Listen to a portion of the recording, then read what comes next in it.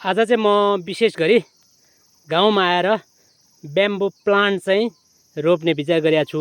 अब यो चाहिँ बाँस चैत वैशाखमा चाहिँ हावाहुरीले चाहिँ ढालेको बाँस हो। यो हेर्नु त जरा यति धेरै जरा छ।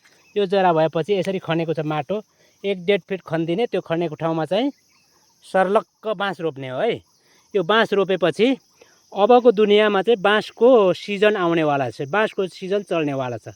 किन भन्दाखेरि धेरै छिटो आम्दानी लिन सकिने, स्याहार गर्नु पनि नपर्ने, बाँदरले पनि नखाने, घोरलले पनि नखाने भएको हुनाले चाहिँ यो ब्याम्बो रोप्नुपर्छ। किन भन्दाखेरि अहिले गाउँ जमिन बाँझो छ, सबैको अधिकांशको हेर्छु जमिन बाँझो छ।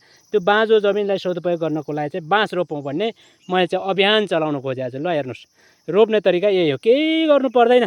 यो ढलेको बाँसलाई चाहिँ सर्लक्क ल्याएर खनेर गाडिदिएको मात्रै हो। कति लामो भन्दाखेरि यति लामो, यो 1 वर्षको चाहिँ तामा हो होइन। यो तामा ढलेछ अस्तिको नको हावाहुरीले ठक्क लाएर यति लामो छ है।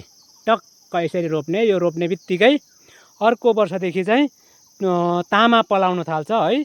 छिट्टो आम्दानी लिन सकिने र एकदमै छिटो बिक्ने। अब गाडी पुग्यो कि यो चाहिँ बाँस बिक्री भइहाल्छ। त्यसैले गर्दाखेरि अब व्यवसाय गर्नलाई अन्य व्यवसाय गर्न अलिक गाह्रो छ, तर बाँसको व्यवसाय गर्न एकदम सजिलो छ। बाँझो जमिनलाई सदुपयोग गर्दैमा बाँसको व्यवसाय हुन्छ। किनभने बाँस एकदमै राम्रोसँग बिक्ने चिज हो।